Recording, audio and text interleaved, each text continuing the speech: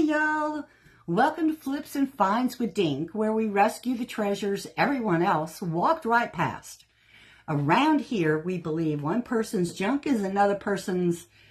Wait a minute, that's actually kind of amazing. I spent my weekends digging through yard sales and thrift stores, estate sales, and occasionally somebody's front yard.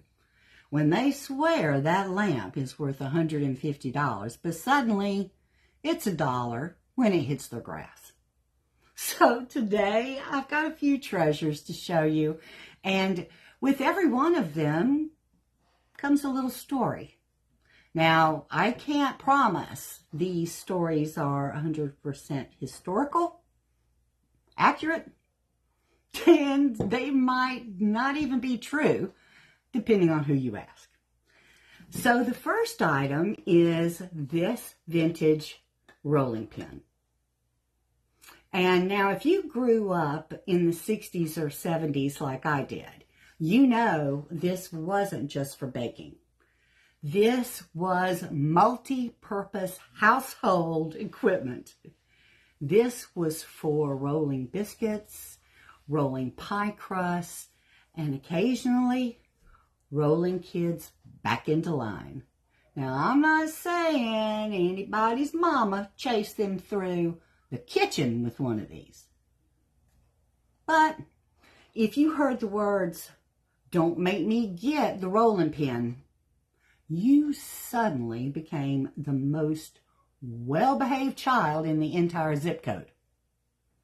Nowadays, people use timers and parenting books. Back then, we had the rolling pin warning. The item two is this vintage jewelry box. And everybody's mama and grandmama had one of these in the 70s. It was always sitting on their dresser. And you were absolutely not supposed to touch it. But you know we all did.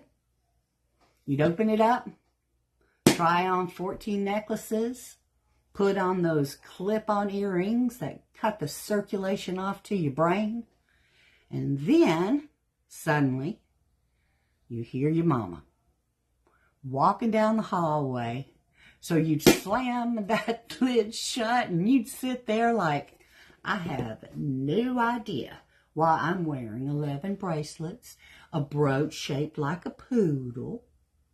Now, inside these things, you'd always find some real treasure, some costume jewelry, and at least one mystery earring that lost its partner back in 1973.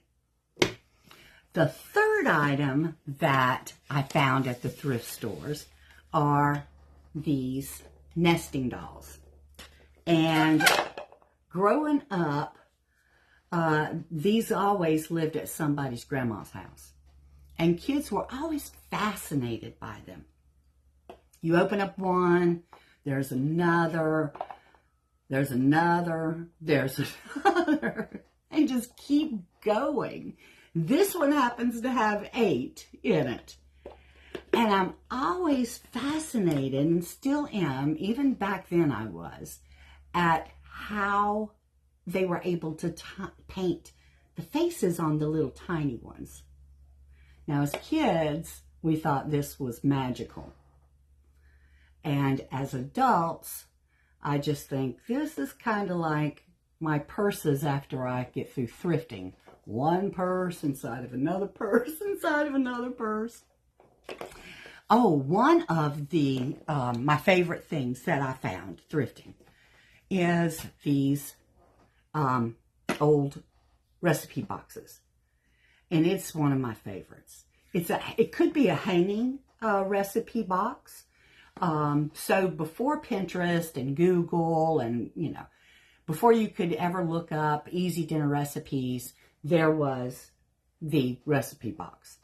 And these always had the really sweet handwritten cards, recipes passed down from grandmas and church ladies, and that one friend who brought something to the potluck that nobody could identify, but you ate it anyway so that you would be nice.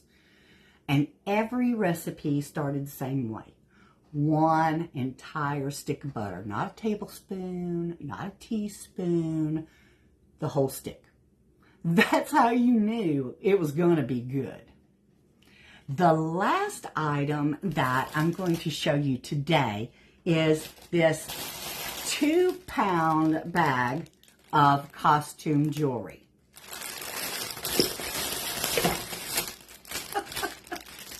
And I don't know about y'all, but when I see a bag of jewelry like this at a yard sale, I just know that there's got to be some kind of hidden treasure in there. And I like to go at it like I'm panning for gold through all the rhinestones. You start digging through it, and suddenly you're finding brooches and bracelets, earrings, and at least 3 things you might actually know that you actually remember knowing belong to your real grandma. But the real challenge is figuring out, is this worth $100, or did someone lose a button off of their couch in 1978? Now that is what I do love about thrifting. Every single piece always has a story. Sometimes a real one, sometimes one that we made up. But either way, these little treasures carry a lot of history with them.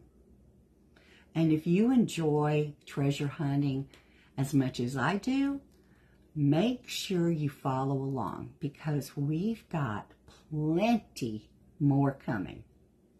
And until next time, all right, y'all, go find some treasure, honey.